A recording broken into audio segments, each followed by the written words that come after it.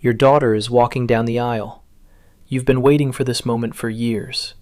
You're not sad, you're not scared, you're not anything except deeply, completely happy.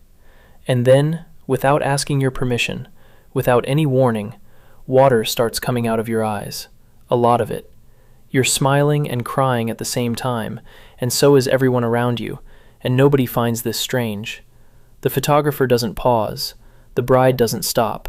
The whole room is leaking, in the happiest moment of the year, and nobody is asking the question that should be obvious. Why?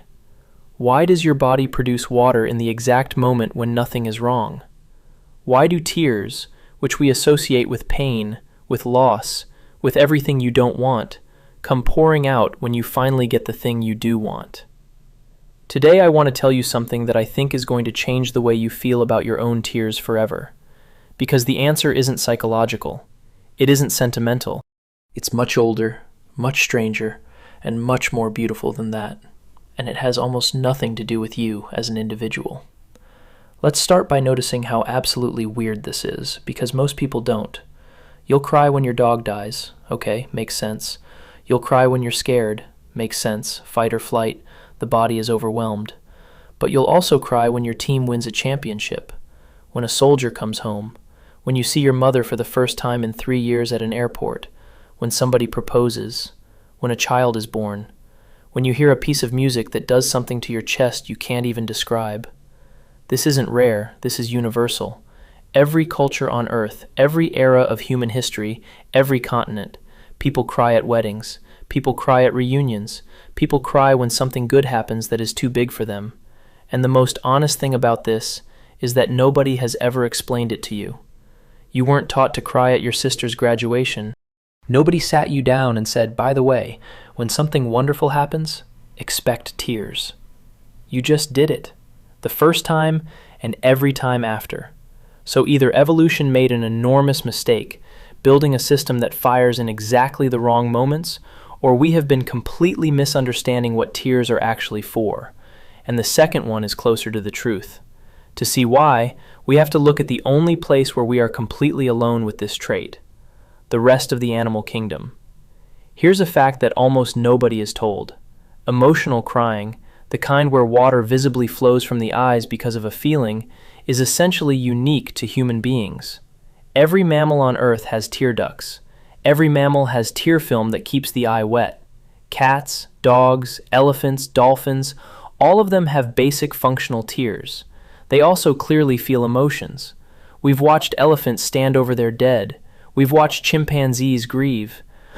We've watched dogs wait at doors for owners who are never coming back. They feel deeply. But they don't do what we do. They don't produce tears as a public, visible, social signal of inner experience. Some animals make sounds when they grieve. Some withdraw. Some refuse food. But the specific human thing, eyes brimming, water running down the face, in front of others, on purpose almost, has no real parallel anywhere else. Whatever crying is, it's something that happened to our ancestors, and only to our ancestors. Somewhere in the last few 100,000 years, the human nervous system did something that the rest of the animal kingdom didn't do. It took an internal state, the kind that other animals keep hidden inside their bodies, and pushed it out through the front of the face, where every other member of the group could see it. And evolution doesn't waste energy.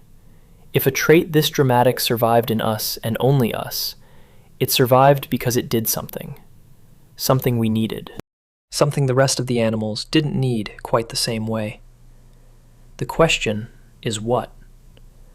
The best answer we have is that tears became a signal, not a leak, a signal. Imagine you're in a small tribe 200,000 years ago, 150 people, max. Survival depends entirely on the group sticking together and helping each other through extreme moments. Now imagine somebody in that group is suddenly in a state too big for them to handle alone. Could be terror, could be grief, could be ecstatic relief after almost dying. In any of those states, the person needs the group, fast.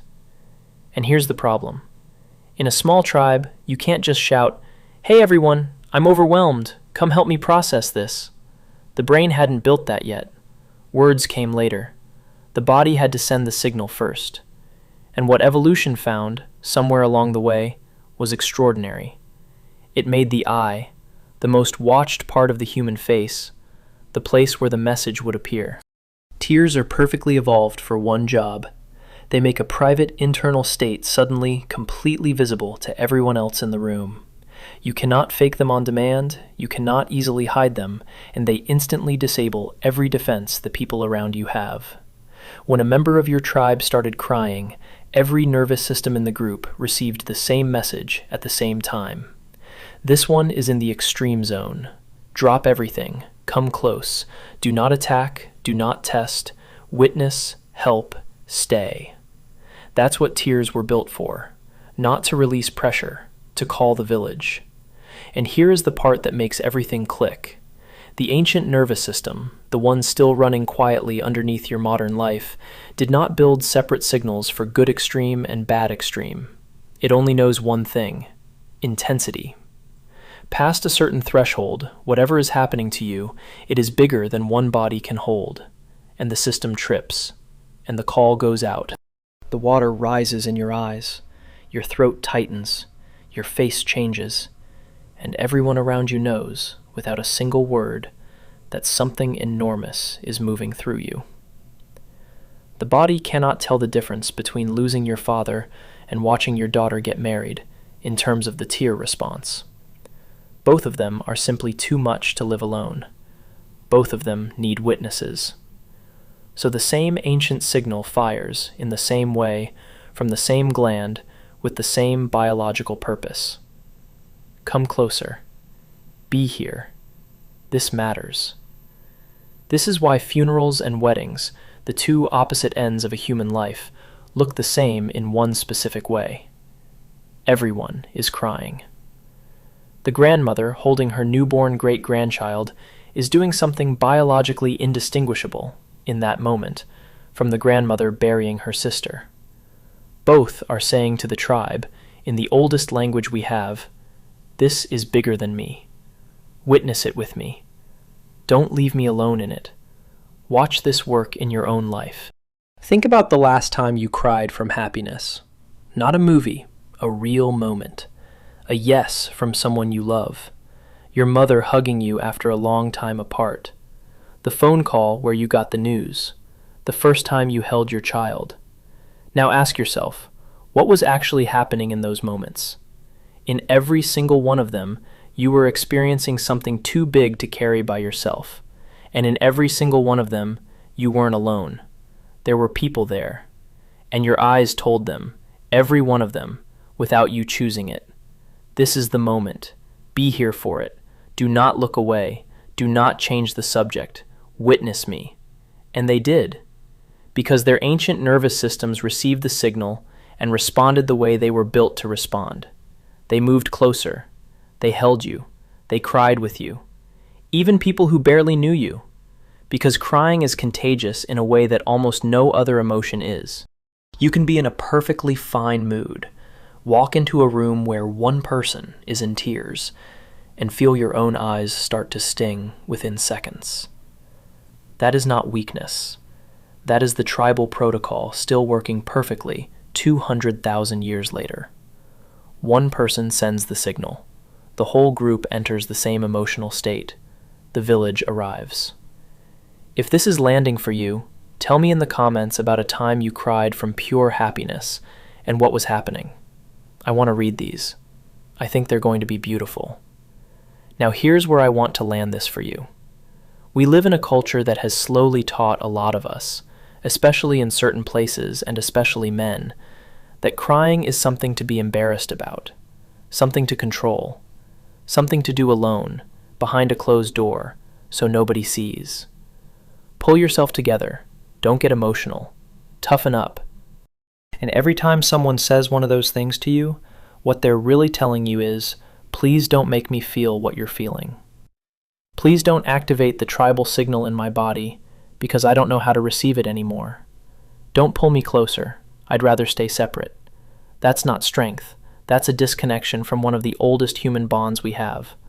So the next time you feel tears coming up at a happy moment, a wedding, a graduation, a homecoming, a song that opens something in your chest, I want you to remember what they are. They are not a malfunction.